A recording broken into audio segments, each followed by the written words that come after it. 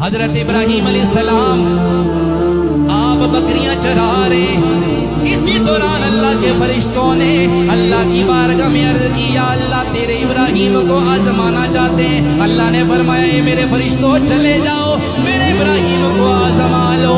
حضرت ابراہیم علیہ السلام کے پاس بے شمار بکریوں کا ریوڑ موجود تھا، آپ بکریاں چرا رہے ہیں۔ اسی دوران اللہ کے فرشتے انسانی شکل میں چلے گئے۔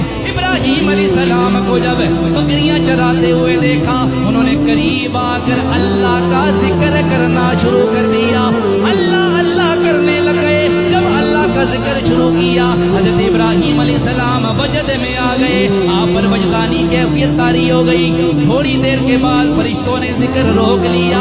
آپ نے فرمایا اللہ کے بندو روک کیوں لیا، ذکر روکا کیوں ہے؟ وہ کہنے لگے ہمارا جو ذکر تھا وہ پورا ہو گیا، اگر اب ذکر سننا چاہتے ہو کوئی قیمت بھی دے دو۔ ابراہیم علیہ السلام نے فرمایا اگر قیمت چاہتے ہو میری آدھی بکریاں تم لے لو، مجھے اللہ کا ذکر سناؤ۔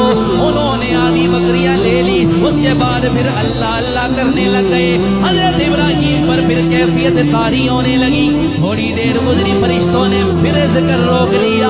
ابراہیم علیہ السلام نے فرمایا اے بندو اب ذکر کیوں روک لیا؟ فرشتے کہنے لگے اے ابراہیم علیہ السلام ہماری قیمت پوری ہو گئی ہے، جو آپ نے قیمت دی تھی وہ قیمت پوری ہو گئی ہے، اب نئی قیمت دو گے تو اور ذکر سنائیں گے۔ حضرت ابراہیم نے فرمایا کہ ساری بکریاں لے لو، مجھے اللہ کا ذکر سناؤ۔ انہوں نے ساری بکریاں لے لی، پھر اللہ کا ذکر کرنے لگ گئے۔ تھوڑی دیر کے بعد پھر ذکر روک لیا۔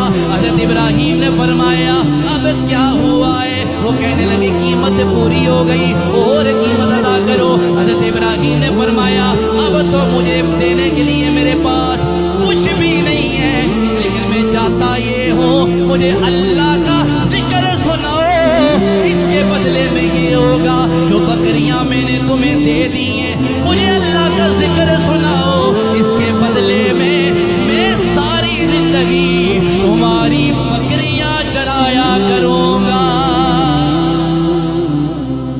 کہا مجھے اللہ کا ذکر سناؤ، اس کے بدلے بکریاں دے دیا، بکریاں چراؤں گا لیکن مجھے اللہ کا ذکر۔ فرشتے کہنے لگے ابراہیم ہم اللہ کے فرشتے تھے، آزمائش کے لیے آئے تھے، اللہ نے فرمایا ہے کہ میرا ابراہیم آزمائش میں کامیاب ہو گیا ہے۔ تو یہ اللہ کے نبی تھے، اس سے ہمیں یہ سبق ملتا ہے کہ اللہ آزماتا ہے، جان کے معاملے، مال کے معاملے میں، اولاد کے